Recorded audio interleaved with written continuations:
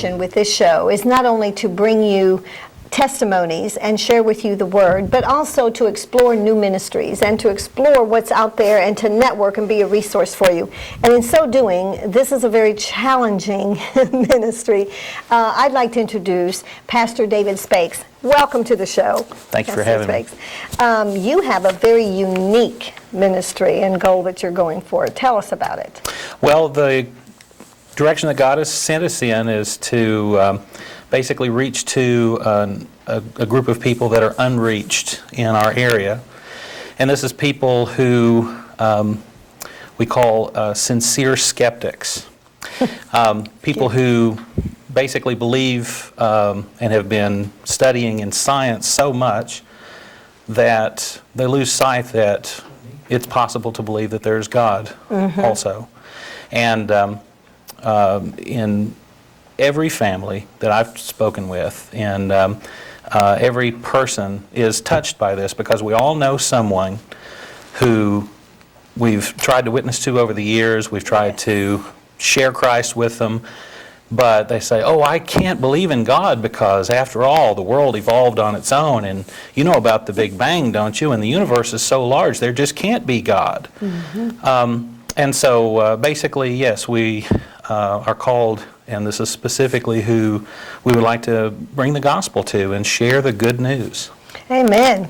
And I know exactly what you're talking about, because I have a friend, 35 years, calls himself an atheist, proud of it. He got converted about 2 weeks ago, praise God. Oh, that's wonderful. Yes, yes, but it took a surgery to get him down on his knees. But we have to just never give up and reach. But those kind of people, they have their belief, and they're almost basically, and they know the Bible. They're very smart, IQ people. And they know the Bible, and they can tell you the history of everything. And then it's almost like they're saying, convince me, fill in this gap. Is that what you're trying to do? Yeah, I mean, the definition of a skeptic is they want to have proof of whatever is presented to them. The Bible speaks of skeptics. Doubting Thomas, if you read the story of Doubting Thomas, he says, I will not believe until I can touch the nail prints in Jesus' hands where he was nailed to the cross. And I will not believe until I can thrust my hand into his wounded side. Now, Jesus appeared to him in a physical form and said, Thomas, touch my hands and thrust your hand into my side. The physical evidence was right in front of him. But the biblical standard for belief is faith. Jesus prayed, I pray for these disciples, but I also pray for those that believe on me through their word.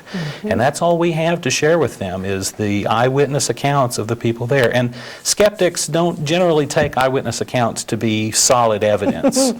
And so that's the challenge that we face. But I think this is by God's design. Yes. Because without faith, it's impossible to please Him. And that's exactly right. Without faith, you can't please Him. Now, are you trying to plant a church? Yeah, this is a new church plant in Knoxville. The church was actually organized and became an entity in October of 2010. And basically for the entire year of 2011, we were having monthly church services, and we also started an activity of the church called a science cafe. That sounds nice. Now, what a science cafe is you know, some churches have social groups, you know, the young people's ministry, the married couples ministry, the seniors ministry, and essentially for people who would attend our church, we expect that they would be interested in science just as recreation. I like to turn the television on educational shows when I'm relaxing at home. It's just me. And so this is an opportunity for, you know, people who would come to our church to enjoy that. It's also an outreach tool. And when we're in the Science Cafe, it's very important for our mission that we don't actually talk about God in the Science Cafe. It's basically just a science discussion. We have speakers who come in who aren't necessarily Christians, and they're just coming in to talk about their research interest, the latest discoveries and so on. And it's just fascinating and interesting. So basically the idea is people who would never come to church, who have said, I am never going to go to a church, it's an opportunity for them to come and meet us and figure out who are these weird Christians who are sitting around talking about science, and why are you doing this? And the answer is, we do it because we enjoy science too. Christians don't have to be afraid of science. Exactly. That's right. That's right. Well, and so when you're basically baiting them with their own, and I use that word along the lines of fishing. You know, we're supposed to, and the churches do it. They have the loud music for the youth, and they have the little spaghetti dinners for the people that want the free meal. But the bottom line is, let's hear the word. So are you saying in your science cafe, you invite them to come in and share scientific discoveries and what their projects are and their high IQ knowledge? Yes, that's exactly it. The topics that we've had in 2011 have been on topics. Well, we had several professors from the University of Tennessee to come in and talk about discoveries that were happening, in deep space. We had a person there who had worked with the Mars rovers, and we're testing them out in the desert before they got shot up to Mars. Goodness. We had a person who's an expert on human physiology and their brains, and the topic of that evening was, well, what don't we know? What we don't know about the brain? Wow. And so we've had all types of different topics, and we've been very appreciative of everyone that's come out. And everyone that comes basically is a subject matter expert, and we show a 10-minute video from the Nova television program, or the Nova Science Now program. Wow, yes. And we're members of the Nova Science Now community, sciencecafes.org. But basically we sit around and we discuss these topics of science, and we don't try and preach. We don't bring up church topics. But when do you? Well, the idea is if people come and they see that Christians can have serious conversations about serious science, about real science, and not try to bring up, Bible viewpoints, the idea is that people would have respect for that people who believe in science, who study science, they'll say, now here's some Christians, if we're going to go to any church, we'd like to go to church with them because they have some respect for what we're doing. And so often,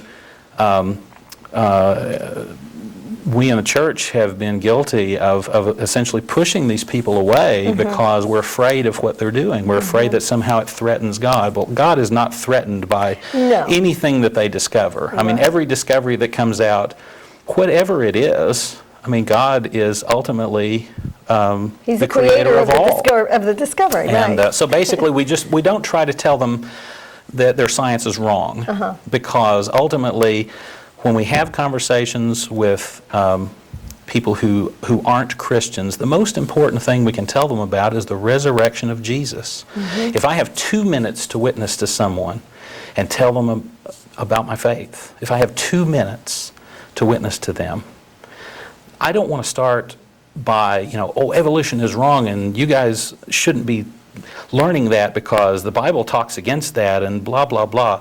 If I have 2 minutes to talk to them, I want to tell them that, there is forgiveness in Jesus, that God promised to send Jesus, and that He would raise Jesus from the dead so that we could all be in the resurrection. That's the most wonderful news. Yes. And when we put a Christian and an atheist together, it's very unfortunate that that the tendency that Christians have is we want to disprove the science. And it's like we got to convince them right away. There's someone in front of us. We got to get them on our side. So we operate with the principles of mutual respect, and this comes from Jude verses 22 and 23. There's basically 2 different ways to witness to someone. You can have compassion and make a difference. That's the first way. Or the second way is you can save with fear. That's hellfire and brimstone preaching. And for so long, the church has been trying the hellfire and brimstone approach. You know, if you believe in science, you're dying and going to hell. And that's not very convincing. No. So we want to go with the avenue of mutual respect, which is, you know, if you want to believe in evolution, I'm not going to argue with you about that. I just want to tell you about Jesus. And, you know, if you decide later to change your mind about science, that's fine, but it doesn't really matter to us. Where are you holding some of these science cafes? We've met in several different places in Knoxville.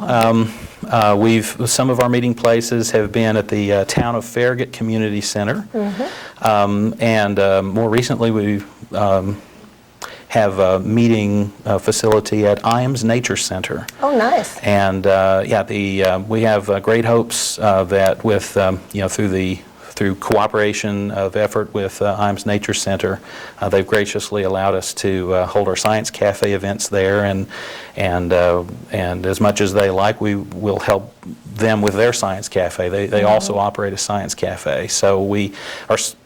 Basically, our arrangement with them is we hold a Science Cafe and they hold a Science Cafe alternately every other month. Wonderful. Well, I'm going to give you 30 seconds to hit that camera and invite people to your Science Cafe. We are sincere Christians, and we sincerely invite skeptics who are also sincere. It's a sincere invitation.